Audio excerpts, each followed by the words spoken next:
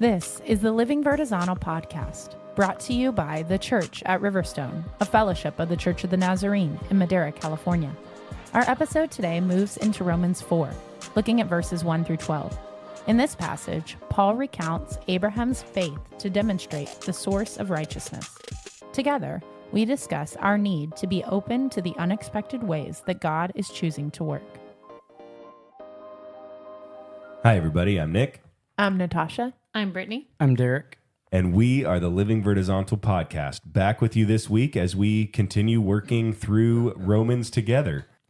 As a quick reminder, in our episode last week, we finished out Romans chapter 3, where we looked at Romans 3, verses 21 through 31.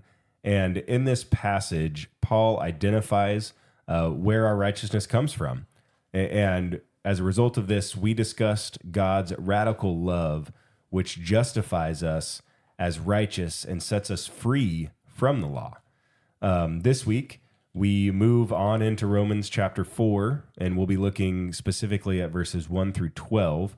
And in this passage, Paul recounts Abraham's faith to demonstrate the source of righteousness.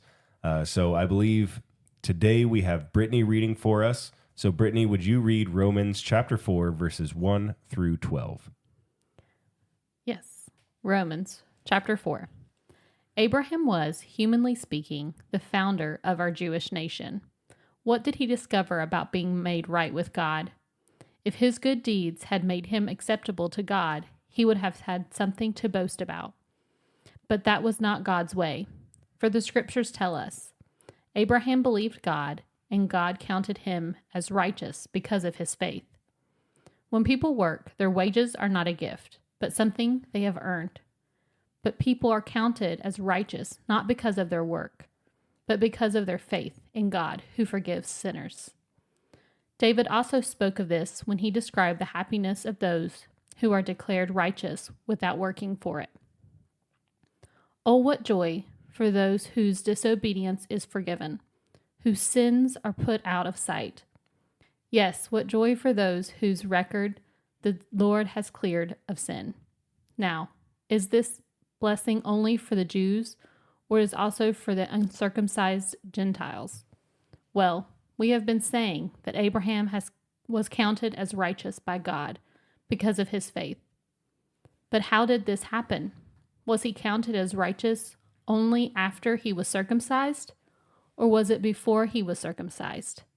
Clearly, God accepted Abraham before he was circumcised. Circumcision was a sign that Abraham already had faith and that God had already accepted him and declared him to be righteous, even before he was circumcised. So Abraham is the spiritual father of those who have faith, but have not been circumcised. They are counted as righteous because of their faith.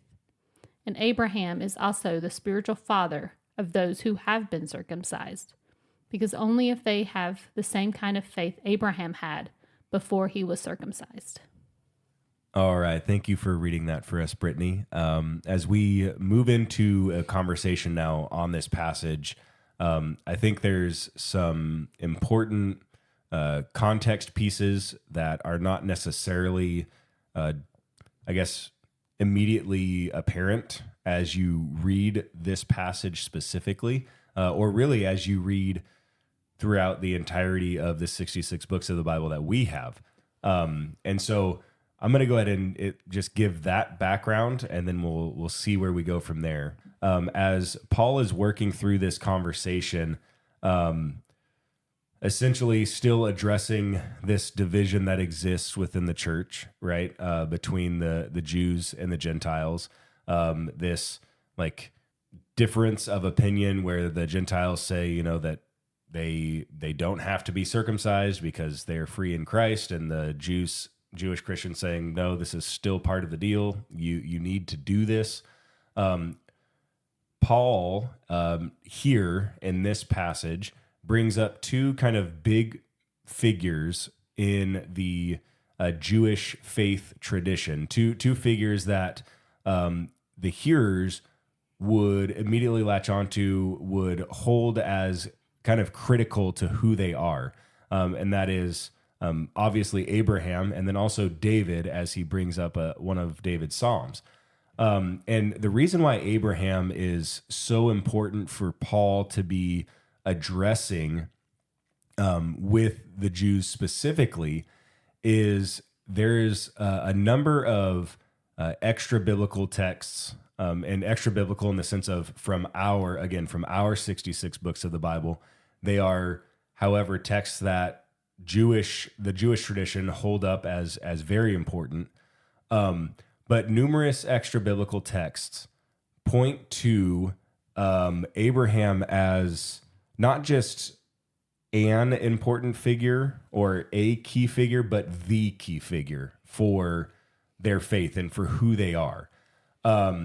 So much so that in one of the commentaries that I was reading, it talked about how these texts actually hold Abraham up as righteous in his own right, like righteous because of what he has done. They talk about how the assertion is made that Abraham doesn't actually need grace because he perfectly observed the law, even though he didn't even know what the law was. Like, essentially, Abraham was held up as just this perfect dude, this perfect in action guy that everybody was kind of modeling their life after and was trying to live after. And so for a Jew in this time, the conception that they carry with them about Abraham is that Abraham's righteousness was a direct result of his action. And so Paul has to address that head on. Like, if that is a misconception, that misconception has to be addressed immediately. And that's exactly what he is doing here, using scripture. And he's not trying to just work around and just say, oh, no, you guys are wrong about that. Like, he goes back and actually processes through this. And again, them being good Jews, like, they know the scriptures that he's referencing. They understand what Paul is bringing up.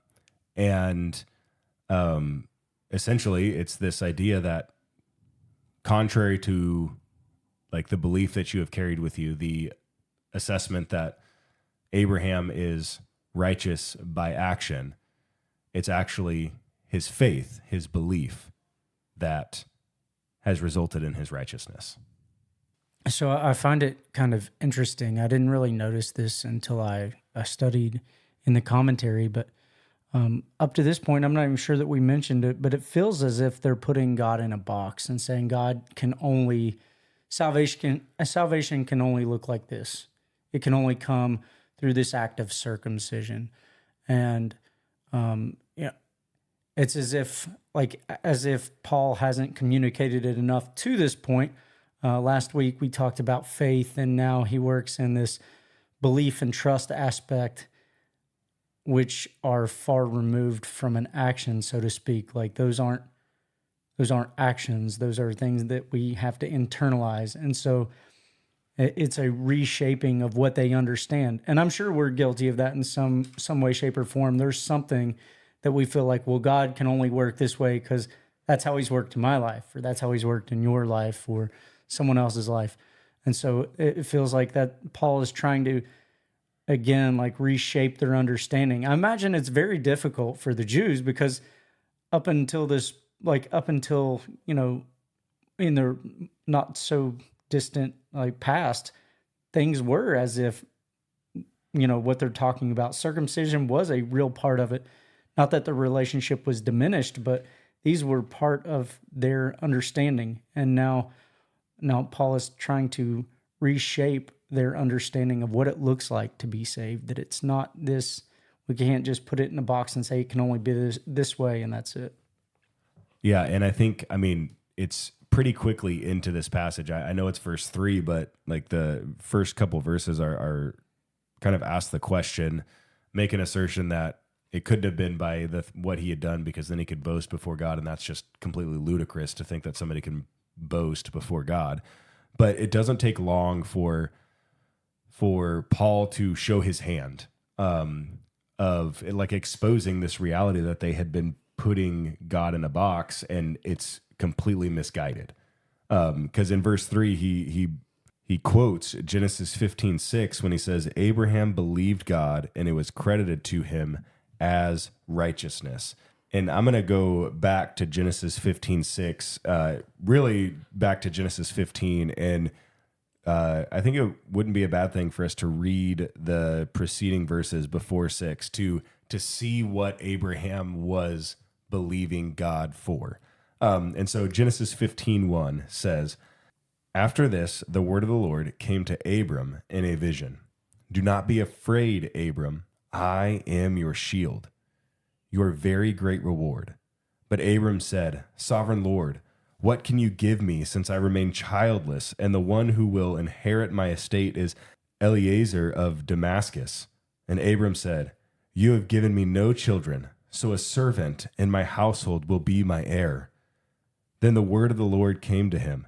This man will not be your heir, but a son who is your own flesh and blood will be your heir. He took him outside and said, Look up at the sky and count the stars, if indeed you can count them. Then he said to him, So shall your offspring be. And then here's 15:6. Abram believed the Lord, and he credited it to him as righteousness.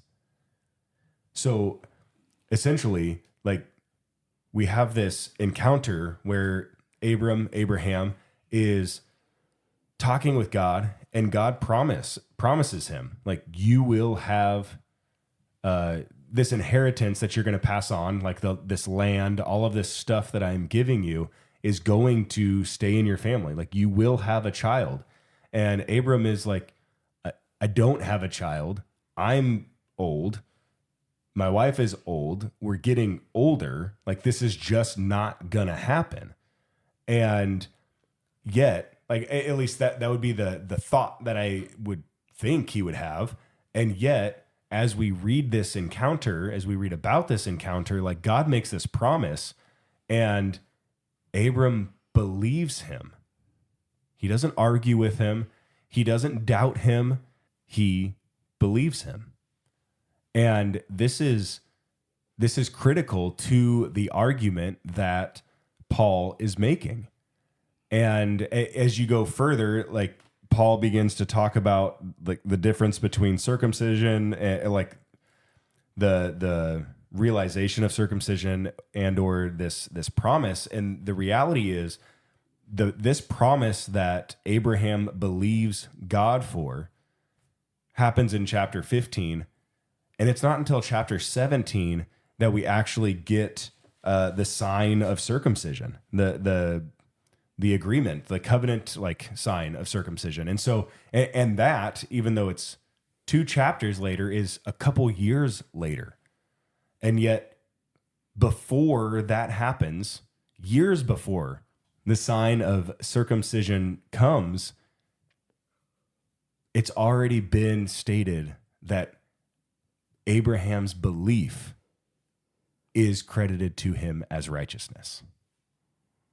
And so, I mean, that just essentially right there, case closed. Like, you cannot make this argument that he is righteous because of his works. He's righteous because of his belief, period. And if that wasn't enough, in verse 4, Paul goes on to give this analogy of somebody who works. So when somebody works, their wages are not a gift, they're earned. And that we aren't counted righteous because we have earned it. It's because we have faith. Well, because then we'd have something to boast about if it was something that we earned, right? Like, he already mentioned that if it was something that I did, it's something that's out of obligation, not out of... We would expect it. We would expect, if I work all day, when it comes to payday, I expect to be paid for what I've done. Well, and it changes the way that you live, because then you're just doing it because of what you get, not because of what you can give. When in, like, this whole thing is about relationship, so it's about what I can give. Like, I'm giving what's been given to me. not what I earned. I'm giving what God gave to me. And that changes the way you live. You don't live like this checklist like lifestyle that he's trying to like I don't know, reshape within the Jews. Like you're living differently. It's like, oh, I have this, and now I want these Gentile Christians to have the same thing, instead of I have this and I earned it, and so if you're going to have it, you're going to earn it the same way. And so it just changes the way you think and the way you live. It's a different kind of relationship, because I have a different kind of relationship with my employer than I do with, say my husband. The notion that God would be indebted to us as an employer is indebted to his employees is absurd. Right. Absolutely absurd. And so when you follow this analogy, I think all the way through, I think it exposes just how ridiculous this concept is, that God would be indebted to me because I prayed and I said, Jesus, come into my heart and be Lord of my life. And now he's somehow indebted to me. And so as I work for him, now he owes me heaven. And that thought is it just seems so ridiculous and shallow when you consider it in light of this particular analogy. Well, and I think about, the context that Paul is speaking into from like a cultural perspective, not just Jews, but like society as a whole was built on this like idea that I do something for you, now you have to do something for me. And so people would actually intentionally put themselves in positions to do something for somebody else so that they could almost manipulate a response from them. And I think about bringing that idea that is pervasive throughout society then into this conversation, which the Jews are already carrying this idea of, like when we do this, then we get this. Like it's almost like it's just been doubled up in their mind. And so what Paul is talking about here is just, it's mind-blowing. It's absolutely mind-blowing. It challenges them to their very core, and says, like, essentially, you've been thinking about this wrong all along. And that would be difficult to hear.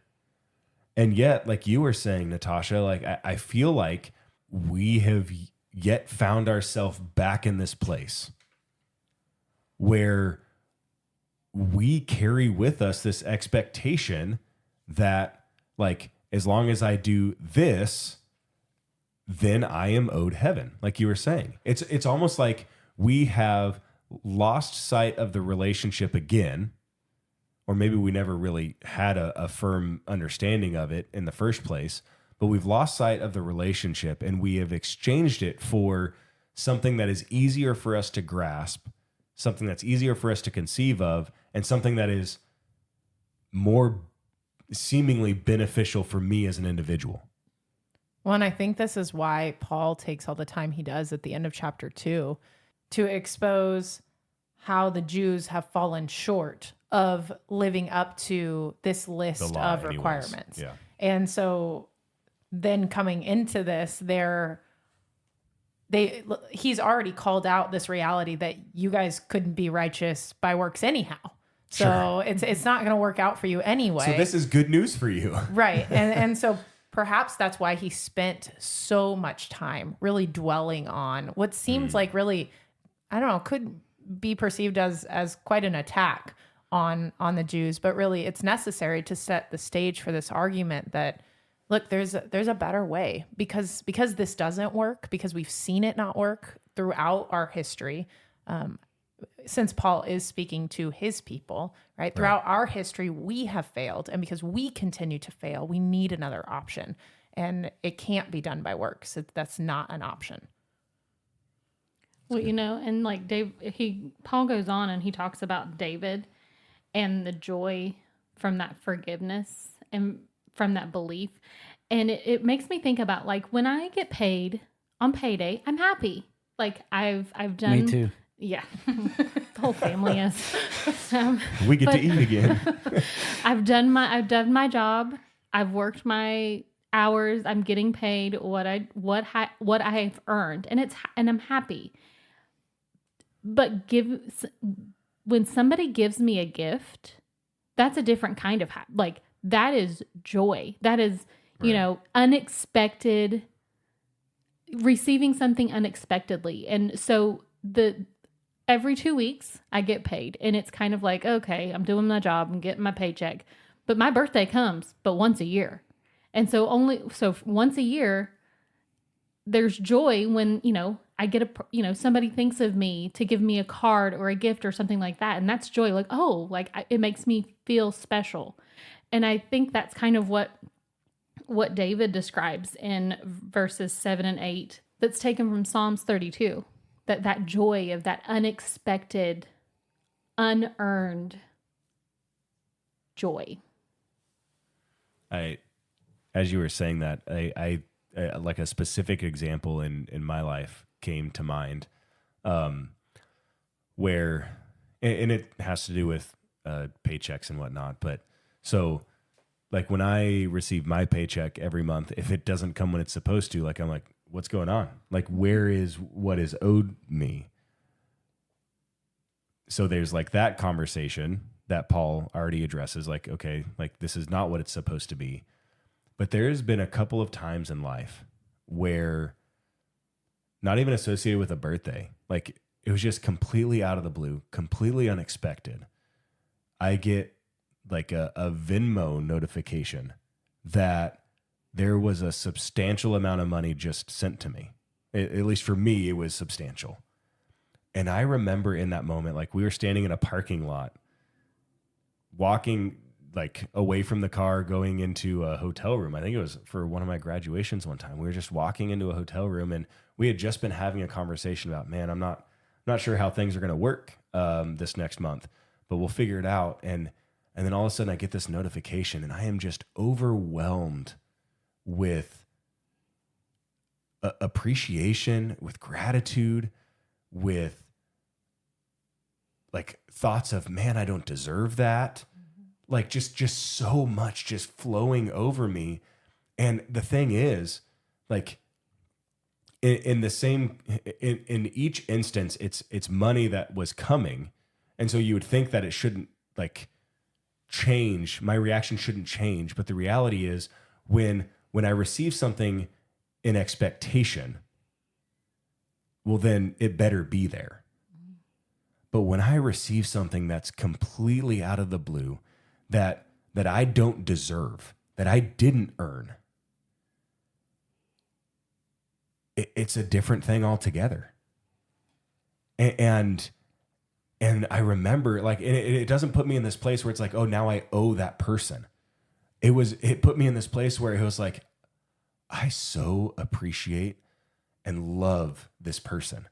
And not just because they gave me money, but it's like, man, like they see me, they know me.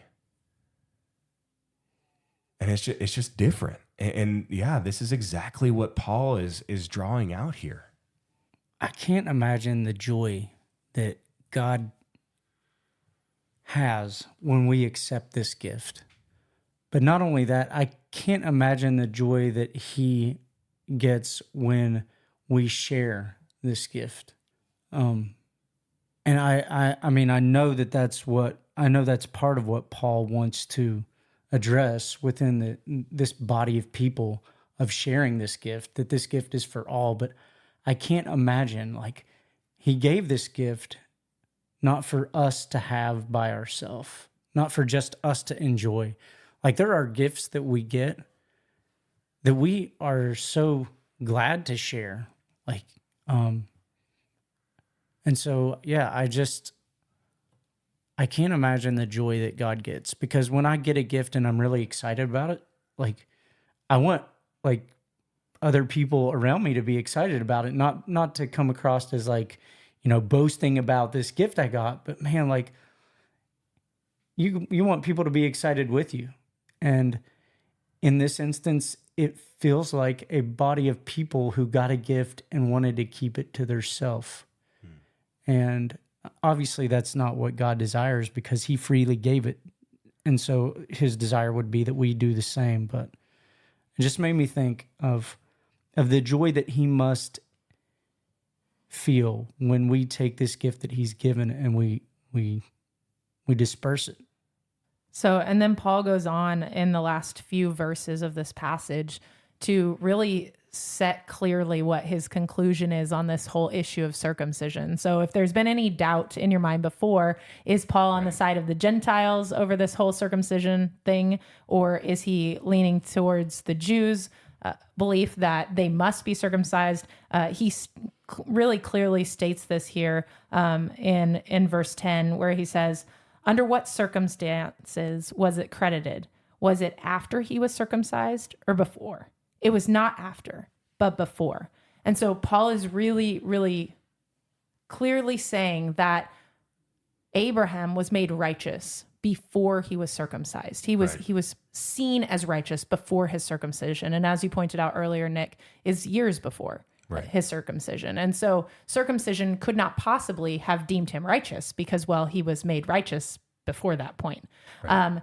And so what's interesting about this whole discourse that Paul is having and the way that he concludes this is we see kind of this wrestled in a similar way with the Apostle Peter and a vision that he has, which is recorded in Acts 10 and then 11.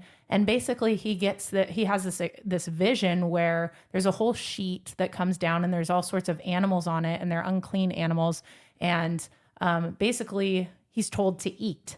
And Peter's like, no, I've never had anything unclean touch my lips. No way. I won't associate with those unclean things.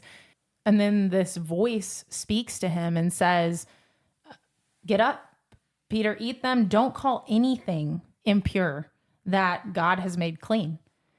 And, it's interesting because when we think about this, we're like, well, obviously God through this voice must be talking about their cleanliness laws with regards to what they can consume for meals, right? Right. They have obviously very, very strict laws about those sorts of things.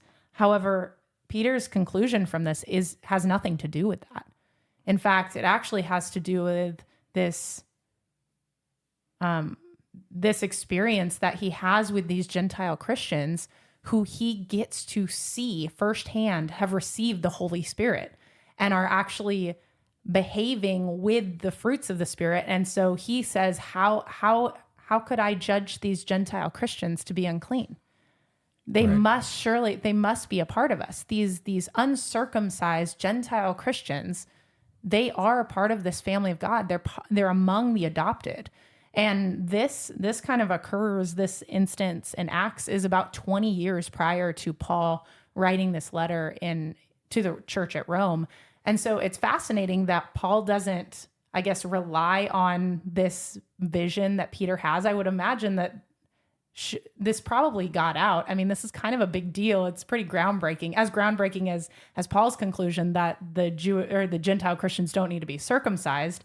And so, but yet Paul doesn't use this argument in his conversation with the church at Rome, which makes me wonder, well, either he knew about it and chose not to use it because he had a different way that he was going to make the argument, or he didn't know about it. And God brought multiple people independently to this same conclusion that God's family was bigger than the box that had initially been established regarding who his family was. Like you talked about towards the beginning, Derek, about, us putting God in this little box and just not seeing or thinking big enough to contain all that he had in mind. And so I don't know, hearing kind of that story, this parallel story and this parallel account of what God deems to be righteous and how God judges what is righteous. And then when we hold that in conjunction to Jesus and his conversations about how God is looking at the heart, he's constantly looking at the heart.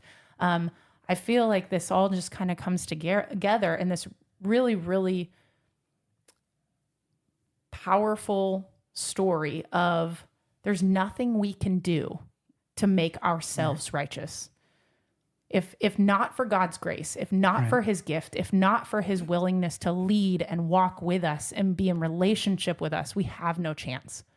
Mm-hmm. And so it's such an incredible opportunity that we have because we have a God who is so just. He's willing to overlook our wrong actions and instead judge our heart. So even when we miss it with our actions, he's looking towards our heart. And that's incredible grace.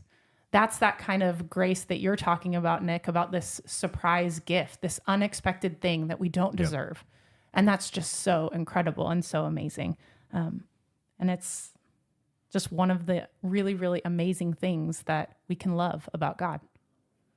As you were talking, I guess the thought that came to my mind is, in what ways are we limiting this understanding of who's in the family, and in what ways is our box smaller than what God's plan is?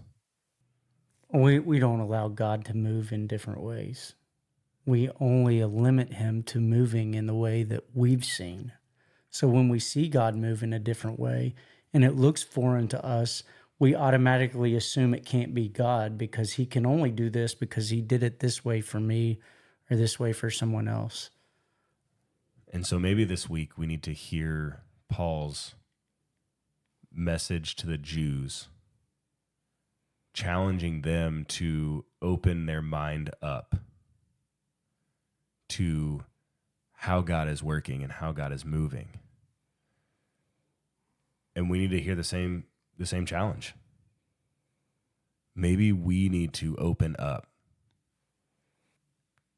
to embrace how God is moving, how he is working. And I don't know that I have anything specific in mind, but as I hear this, like that's what I'm hearing. Open up to how God's working. Stop allowing your own experience to be the thing that defines how God is allowed to work. Stop allowing your own understanding to be the thing that limits how God is allowed to work. As you were speaking, Nick, I thought of the "So Will I" lyrics, and I can see your heart 8 billion different ways, and I really like when we talk about putting God in a box. Like, he can move as many people as there are. He can move in that many different ways. And as you spoke that challenge, that's what I thought. Like, it doesn't have to fit my criteria. It doesn't have to fit the Jews' criteria. It has to be God speaking, not me trying to shape someone, but he's the one that shapes. So yeah, in that challenge, that's what I heard. Like, he's speaking as many people as there are. He's speaking in that many different ways. In Peter's words, who are we? Who am I to think that I could stand in God's way?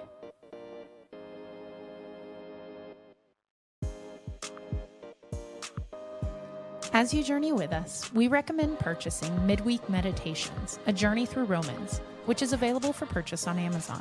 Also, be sure to follow the Living Vertizontal podcast to stay current on all our new releases. To learn more about the Church at Riverstone, visit us at thechurchatriverstone.org.